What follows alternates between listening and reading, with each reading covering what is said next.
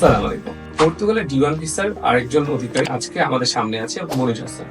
আজকে শুনবো তার ভিসা সফলতার গল্প। আমাদের বোরহান কাকার মাধ্যমে বাটারফ্লাই ইমিগ্রেশনে আমাদেরকে ফাইল দিয়েছে এবং আজ তিনি সাকসেস। চলুন শুনে নিই তার কিছু গল্প। আসসালামু আলাইকুম।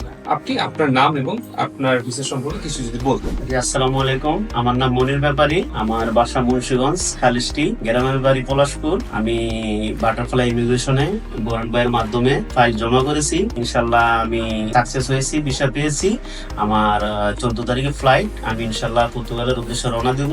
আপনারা যারা পর্তুগালের ফাইল জমা দিতে ইচ্ছুক, বোরহান ভাইয়ের মাধ্যমে বাটারফ্লাই ইমিগ্রেশনে ফাইল জমা দিতে পারেন। যে ইনশাল্লাহ সবাই সাকসেস হবে ধৈর্য সহকারে। আসসালামু আলাইকুম। আমার এই দ্বিতীয় সাকসেস, প্রথম সাকসেস তারেক গ্রুপ ওরা গিয়েছে। এই দ্বিতীয় পর্যায়ে আমার যে ক্লায়েন্ট মোহাম্মদ মনির হোসেন ব্যাপারী, ওনাকে আজ বাটারফ্লাই ইমিগ্রেশন আল্লাহর রহমতে সাকসেসফুল দিয়ে আজকের টিকিট পাসপোর্ট হাতে ধরাই দিয়েছেন। এই জন্য বাটারফ্লাই সকল কর্মকর্তা কর্মচারীদেরকে আমি আন্তরিকভাবে ধন্যবাদ জানাচ্ছি।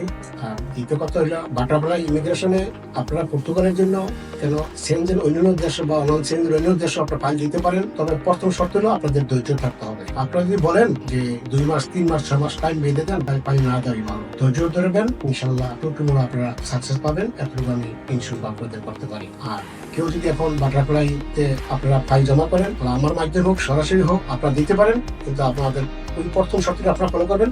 আপনাদের ধৈর্য থাকতে হবে। এই বলে আমি সকলের কাছে দোয়া চেয়ে বিদায় নিচ্ছি। আসসালামু আলাইকুম। যারা মুন্সিগঞ্জবাসী আছে তারা কিন্তু আমাদের বোরহান কাকার সাথে যোগাযোগ করতে পারে। বোরহান কাকার বাসা মুন্সিগঞ্জ সদরে, তাই যারা মুন্সিগঞ্জ থেকে আমাদেরকে ফাইল দিয়েছে তার সাথে যোগাযোগ করতে পারে। ধন্যবাদ। আসসালামু আলাইকুম।